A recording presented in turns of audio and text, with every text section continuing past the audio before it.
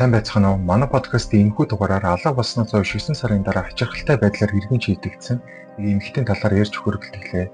Гричийн Стоутен Крейн нь 1969 оны 1 сарын 8-нд Пенсильвани мужийн Дойлстон хотод мэндэлжээ. Тэрээр Нью-Йорк хотын Вестлонг салбар дахь Шор бүсийн ахлах сургуулийг төгсөж улмаар NJ Вестлонг салбар дахь Monmouth их сургуульд бакалаврын зэрэг хамгаалжээ. Гричин нь Нью-Жерсигийн Wall Township дунд сургууль, Флорида мужийн Palm Beach Gardens дахь Weiss сургууль, Флорида мужийн Lake Worth дахь Wellington-ы бэлтгэл сургуульд олон жил багшаар ажиллаж байсан байна. Тэрээр алга болохоос өмнө Viking Utility компанид хүний нөөцийн менежерээр ажилладаг байжээ. Түүнтэй хамт ажиллах хэсэгт түүнийг ажилдаа чин сэтгэлээсээ ханддаг төдийгүй тэднийг өөрийн хоёр дахь гэр бүл гэж ярьдаг хүн байсан талаар нь дурссан байдаг. Энэ явдлаас бүр сүүлд нь Гричний найзууд болон түүний гэр бүлийнхэн Гричнийг дурсахдаа Гричин бол өөрийн хайртай хүмүүстэй ялангуяа өөрийн охиндоо маш их санаа тавьдаг, дотроосоо гэрэлтсэн маш их үзэсгэлэнтэй хүн байсан. Гричин маш сайн ээж байсан бөгөөд өөрийнхөө охиныг байнга миний амьдралд тохиолдсон хамгийн том амжилт би охингүйгээр яаж амьдрах байсан бэ гэж байнга ярьдаг байсан талаар нь дурссан байдаг юм байна. Гричин бол тухайн үедээ 51 настай гэхэд фитнес спортоор тогтмол хичээлдэг нэгэн байжээ. Түүний экс нөхөр Дэвид нь фитнесийн дасгалжуулагч хийдэг ба тэр фитнес дээр дасгал хийж явах үедээ Энтонитэй танилцж байжээ. Дэвид нь тэр үедээ Hopkins фитнест маш алдартай дасгалжуулагч төдийгүй гаднаас нь харахад маш ухаалаг дүлгөөхөн харагддаг сэтгэл татам залуу учраас Гричин түүнд дурлаж улмаар тэд удалгүй 2015 онд Лас Вегаст байрлах Элвис хүн төрмөлжээ. Ойр дотных нь тэднийг хамгийн аз жаргалтай хосуурчиг харагдаг байсан ба Дэвид Гричний охинд яг өөрийн охин мэд ханддаг гайхалтай хойд эцэг гэж тодорхойлсон байна. Гэвч бодит байдал дээр бүх зүйл тэдний сансан шиг байгаагүй болохоор тэд маш их муудалцах болж тэдний мөрөөдлийн амьдрал нь удалгүй 2019 онд дуусжээ. Энэ бүх хэрүүлээс залхаж байсан Гричин Дэвидийг гэрээсээ хөөж Дэвид бүх юмаа аваад ээжийнхээ гэрлөө амьдрахаар явсан байна. За энэ хэргийг ингээд маш нууцлаг болгож байгаа юмнууд эндээс эхэлж байгаа. Энэ талаар ярьцгаая. 2020 оны 3 сарын 23-нд Гричин өөрийн найз бүхий гэр бүлийнхээр өгөө өглөөний мэд өнөө өглөө эрт пандемикийн шинжилгээ өгсөн боловч хариу маань их гарчлаа. Бид ор хаяж 2-7 хоног эмнэлэг твтэх шаардлагатай боллоо гэсэн мессеж явуулж эхэлсэн. Үүнээс 2 өдрийн дараа бичсэн мессежүүдээр тэрээр өөрийнх нь биеийн байдал муудаж байгаа талаараа дуртаж Юпитерийн эрүүл мэндийн төвийн яралтай тусламжийн дасагт хэвтэж байгаа талаараа бичсэн. Энэ мессеж бичснээс хэд хоногийн дараа Гричний найз нөхөд болон түүний гэр бүлийнхэн Гричнийг дуудлага болон мессежүүд нь хариу өгөхгүй байсан болохоор санаа зовон түүний гэр бүлийнхэн нь цагдаад мэдэгдэж Гричний гэрт шалгалт хийх хүсэл тавьсан. Гэрийн дотор үзлэг хийж байсан цагдаа нар гэр дотор байсан хамгаалтын камерыг ханаас буулгасан байсныг олж харсан байгаа. Цагдаа нар тэдний камерыг хариуцж байсан компаниас нь тус өдрийн бичлэгийг клаудаас нь татаж авахыг хүсэн видеог сэргийн аван харахад тэдний хашаанд нэг эрэгтэй нуугдаж байгаа цэжигтэй үйлдэлийг олж харсан байна. Үүнийг харсан цагдаа нарт маш олон асуултууд гарч ирсэн. Гричин хайцсан бэ? Түүний нөхөр Дэвид одоо хаана байгаа вэ? Дэвид түүнийг алчгаад үүнийг нуун дарагдуулахын тулд цар тахалтай холбоотой мессеж явуулах уу гэх мэт олон асуултууд гарч ирсэн байгаа. Гричний гэр бүлийнхэн болон ойр дотныхон цагдаа нарт түүний явуулсан мессежүүдийг харуулхад тэр даруй цагдаа нар Юпитерийн ангаах ухааны төвөөс Гричин Антони гэсэн нэртэй өвчтөн байгаа эсхийг асуухад тэдний имлэг тийм нэртэй өвчтөн хөвцсөн талаар ямар нэгэн мэдээлэл байгаагүй хэргийг тухайн үед улам төвөгтэй болгож байсан. Улмаар цагдаа нар имлэхээс гарч явах үедээ зогсоол дээр Гричний мини Купер машин байхыг олж харан машин дотор үзлэг хийхэд түүний төрөвч нь хэний ч нүдэнд харагдахаар ил газар байхыг олж харсан байна. Эмэгтэй хүмүүс ихэвчлэн өөрийн төрөвчийг биедээ тогтмол авч явдаг болохоор цагдаа нарт энэ явдлаас хойш түүнийг амьдаар нь олон жилийн итгэл нь уурч эхэлсэн байна. За тэгээд Гричин сургууй алга болоод 5 хонлоо. Түүний яралтай олохгүй болохгүй байсан болохоор цагдаа нар энгэрийн камераа зүгээд Гричний гэрийн ойр орчим нэгжлэг үзлэг хийж эхэлсэн байна. Эргүүл хийж байсан цагдаа нар Гричний ойр хавийн хөршүүдээс мэдүүлэг авч байх явцдаа хөршүүдээс нь сонслон зүйлүүд нь тэдний сэтгэлийг нь түгшээсэн. Түүний нэг хөршин мэдүүлэхдээ би нэг эмэгтэй нэлээд ноцтой ашигыг сонссон. Яг л түүн рүү хин нэгийн дайрч байгаа юм шиг надад санагдсан. Тэр эмэгтэй нэг хүнээс өвдөж байна. Одоо болно. Ам өршөөгөөчтэй гэж гуйж байхыг нь сонссон талаараа мэдүүлсэн байна.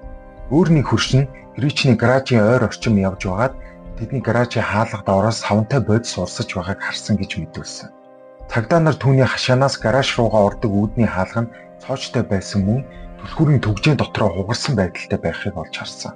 Цагдаа нар Гричнийг гараж дотроо байж магадгүй гэж дүгнэн гараж руу нөөцтэй хүчээр нэвтрэн орсон ч Гричин тэнд байсангүй. Гэвч тэд гараж руу орсон даруйда цэвэрлэгээний бодисын хурц үнэрийг үнэртэж эхэлсэн.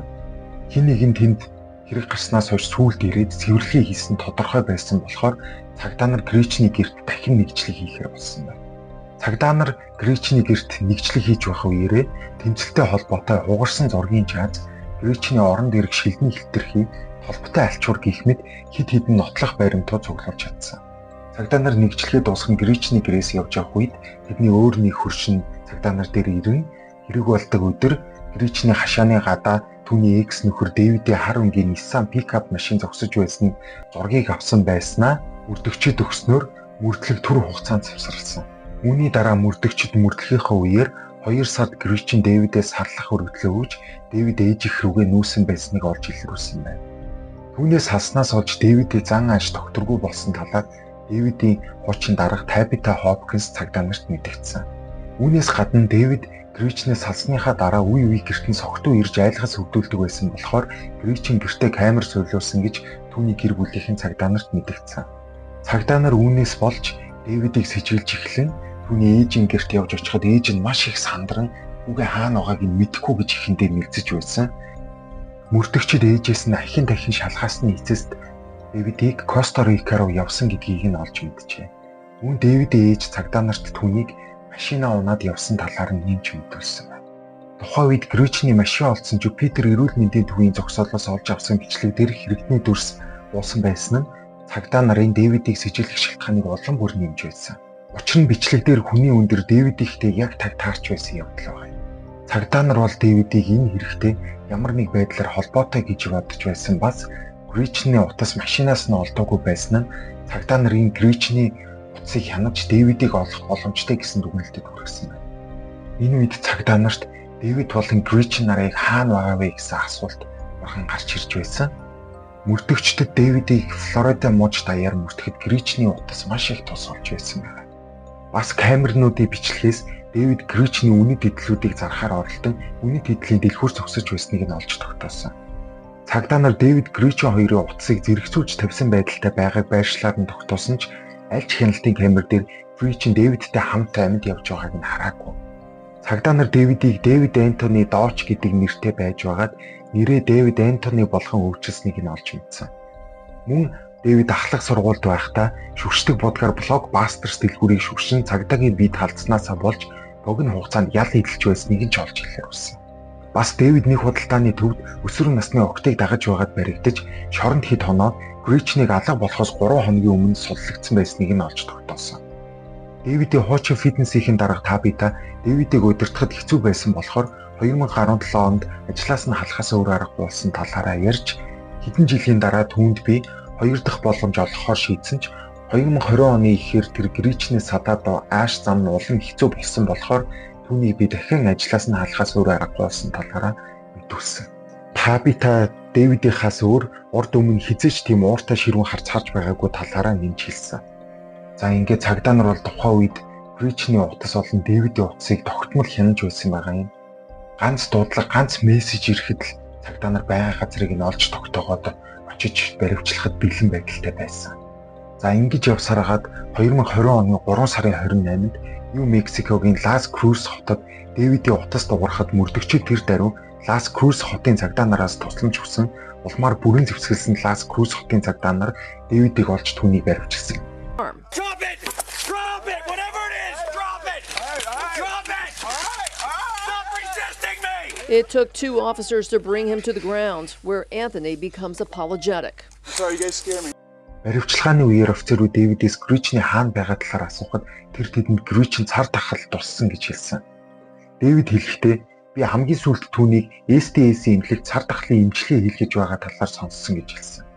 Лас Крусийн цагдаа нар Дэвидээс түүний ачааны машин болон өөрийнх нь утас, Гречний утас зэрэг эд зүйлүүдийг нь хурааж авчээ. Гэвч тэдэнд Давидыг байцаалтад авчрах хангалттай нотлох баримт байгаагүй улмаас түүнийг сулсан. 2020 оны 3 сарын 30-нд Жупитерийн цагдаа нар Гречний грин камерын бичлэгийг нь хүлээн авсан. Тэд хашааны сүүдэрт нуугдж байсан өндөр төсийг харуулсан хамгаалтын камерын бичлэг гэх мэт нотлох баримтуудтай болсон. Бас Гречин хашаа руу гарах үед бичлэг дээр хүн Гречний хүчээр гараж руу чирч оруулсан байгаа талаар бичлэгийг олж авсан. Тэд Гречнийг өөрийн Алексад хөрөмж рүүгээ 911 рүү залга гэж орилж байхыг нь сонссон. Гэвч Алекса төхөөрөмжөнд тусгайлан баргаамжлаагүй бол яралтай тусламжийн утас руу залгах тохиргоогүй байдаг юм байна. Камерын бичлэгнээс цагдаа нар с жигтний дээшээ харж камерыг аваад ханнаас салгаж аван шал руу шидэж байхыг нь олж харсан. Мөрдөгчд эцэст нь Дэвидийг баривчлах хангалттай нотлох баримттай болж чадав. 2020 оны 3 сарын 31-ний орой Дэвид Коби нохоогоо дагуулсан явж байхыг харсан офицерууд бараг 2000 миль 6 можийг хамран мөрцсөн эцэст X ихнэр Гричний амийг хөнөөсөн хэрэгээр Лас Крус хотоос Дэвидийг баривчилж чадсан байна. Улмаар Дэвид хоригдож түүний нохоо Кобиг хоргодох байранд хүргэжээ. Дэвид баривчлагдаа цагдаагийн газар очисон хойноо цагдаа нар төгсөн мэдүүлэхдээ Гричин компанийнхаа хууль бус үйлдэлүүдийг олж мэдсэн болохоор түүний араас хүмүүс хөөж байсан. Тэр хаа нэгтээ зогцсон байх гэж хэлсэн. Цагдаа нар түүнийг худлаа хэмээр зохиож байгааг нь мэдэж байжээ. Мөрдөн байцаагч Дэвидээс пандемиктэй холбоотой мессежийг чи бичсэн үү гэж асуухад Дэвид Гричин надаар хэлсэн. Тэр одоо ч гэсэн амьд байгаа шүү дээ гэж цагдаа нарт хэлж байсан. Цагдаа нар түүнээс энэ асуултыг асуусаар байсан боловч Дэвидийн мэдүүлгийг хизээч өөрчлөгдөөгүй ба Гричнийг амьд гэж мэдүүлсээр л байсан. Дэвид Гричний охиныг 2 настайгаас нь өсгсөн байсан учраас мөрдөгчд башир арга зохиож Дэвидийг өөрөөр нь хэргийн хүлээхийн тулд Гричний охины Дэвидээс ээжигээ хаанаас олж болохыг хэлж өгөхийг нь гуйж байгаа аудио бичлэгийг нь тоглож үзв. Энэ арга нь даанч бүтсэнгүй. Цагдаа нар Дэвид Энтоныг 2 дугаар зэрэгээ алхахад буруутгаж Флорида руу шилжүүлэн өгсөн. Үүнээс хэдэн өдрийн дараа түүний нохоо Кобиг шинэ эцдүүд нь өрчлүүлсэн. Жупитер даяар Дэвидийг баривчлагдсан тухай мэдээ телевизийн сувгуудаар гарч эхэлсэн. Дэвид Энтонийг Флоридагийн Palm Beach руу шилжүүлсэний дараа тангарахтны шүүхээс түүний хүн олгосон хэрэгээр буруутгаж хүн амны зэргийг 2 дугаар зэрэглээс 1-р зэрэглэл хүртэл нэмэгдүүлсэн. Энэ үед Гричний зохицыг хайх ажил үргэлжилсээр л байсан. 2020 оны 12 дугаар сард өвлийн амралт ойртож байгаа энэ үед эрх баригчид алуурчны тусламжгүйгээр Гричний хизээч олохгүй байх нь эмгэнэлтэй болов. Үүнээс болж цагдаа нар Дэвидийн өмгөөлөгчтэй тохиролцохоор болсон. Цагдаа нар Дэвидийн өмгөөлөгчтэй 1-р зэргийн хүн амны ялыг нь буруулж 2 руу оруулан бүх насаар ойрох ялыг 38 жил болгож буруулах талаар хэлэлцээ хийж үүнийхээ хариу Дэвидийг 2-р зэргийн хүн амны буруугаа хүлээж Гричний зохицыг хаана байгааг хэлж өгөхийг тэднээс шаардаж эхлэв. Энэ бүхний эцэст 12 сарын сүүлээр Гричнийг алга болсноос хойш 9 сарын дараа Дэвид анх удаага хүн болгоны таамаглаж байсан өөрийн X ихнэрээ хөнөөсөн гин буруугаа хүлээн зөвшөөрсөн. Дэвид Энтоны эхнэрийнхээ зохицыг нуухын тулд гэрээсээ хэдхэн милийн зайд Walmart-ийн ард өндөр насны байшингийн хажууд байдаг энгийн бус өвсийг сонгосон байсан. Түүний биеийг задлан шинжилгээ хийхэд хүзүү болон биендээ хутгалуусны улмаас нас барсан тогтоогдсон. Мөн алуурчинтай тэмцэтнээс үүссэн шархнууд биенд нь байсан байна. Дэвидийн өөрийнхөө шүүх хурал дээр хийсэн мэдээлэл нь олон нийтийн анхаарлыг маш ихээр татжээ. Үүндээ тэр миний хийсэн хамгийн буруу зүйл бол пандемикийн халдварыг дэлхийн төгсгөл гэж харснаас болж хамгийн хайртай хүний хөнөөчлөө гэж хэлээд би эр хүн байхаа оронд булчгар байх замыг сонгосон. Би өөрийнхөө биш юмыг хулгайлах гэж оролдож байгаад амьдралаа дуусгачихлаа. Гричний амьдрал үн цэнтэй, амьдрал нь утга учиртай байсан бөгөөд би тэр амьдралыг нь хулгайлсан гин буруутай гэж мэдүүлжээ. Дэвид Гричний өөрийнх нь саналаас нь татгалзахад маш их уурсан учраас 2020 оны 3 сарын 21-ний өглөө үрээр Дэвид Гричний Флоридагийн Апоково дэх гэрт нь гаднаас нь нууцаар ороод түүнийг өсдөж гараж руу оруулангуудаа дараа нь хутгалж алсан талаараа шүүгчдэд мэдүүлсэн. Түүний шүүх хурал маш олон хоног болсны эцэст 2021 оны 1 сарын 14-нд шүүхээс түүнийг 2 дугаар зэргийн хүн амны хэрэгтгэн буруутай гэж тооцож 38 жилийн хорих ял оноосон. Дэвид 2058 онд чоронгоос суллагдах үедээ 81-тэй байх юм. За энэ удаагийн подкаст маань үгээр дуусаж байна. Дэвид гих 44 настай залуу 51 настай өөрийн X ихнэр Гричнийг өөртөө хамт Коста Рика руу аялахгүй гэсэн жижигхэн шалтгаанаас болж амьд нь хүрсэн талаар хэдүүлээ ярилцлаа. Та бүхэнд энэ дугаар маань таалагдсан бол лайк болон subscribe дарж манаас хугыг дэмжээрэй гэж хүсье. Баярлалаа.